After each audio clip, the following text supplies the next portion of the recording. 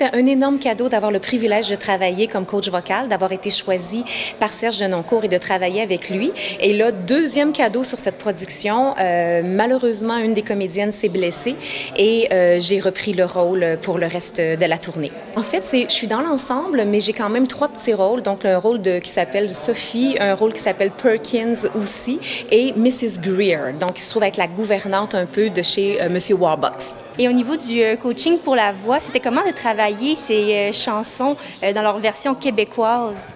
Ça a été un beau défi parce que on le sait, le show était adapté plus québécois et la traduction et le travail de Manuel Tadros et de Serge Denoncourt ont été vraiment un travail impeccable au niveau de ce langage-là. Mais le mettre en chant, le mettre en voix, quand c'est un artiste qui chante, c'est plus facile, mais quand on a 15, 16 qui chantent en même temps, tu veux que tout soit bien entendu. Donc moi, c'était ma mission première. Je voulais qu'on comprenne tous les mots sur Annie et surtout aussi donner cette brillance-là très Broadway, très éclatant, très voix qu'on appelle voix de poitrine, voix de belting.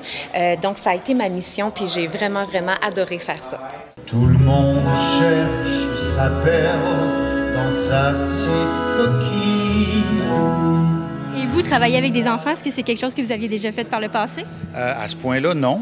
Et c'est magique. Dès la première répétition qu'on a eue, les petites filles nous ont éblouis. Ça nous a fait comme OK, là, la gang d'adultes, les professionnels, ah ouais, il faut accoter ça.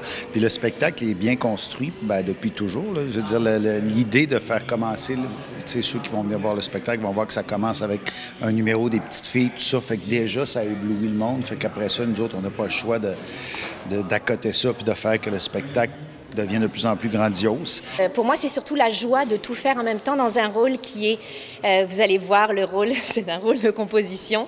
C'est un petit bandit, une femme qui n'a pas beaucoup de culture et qui n'est pas très intelligente, mais qui veut absolument de l'argent parce qu'on est...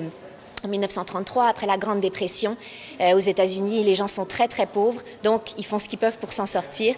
Et mon stratagème, c'est de voler de l'argent et de me faire passer pour la fausse maman d'Annie. Donc, c'est vraiment drôle.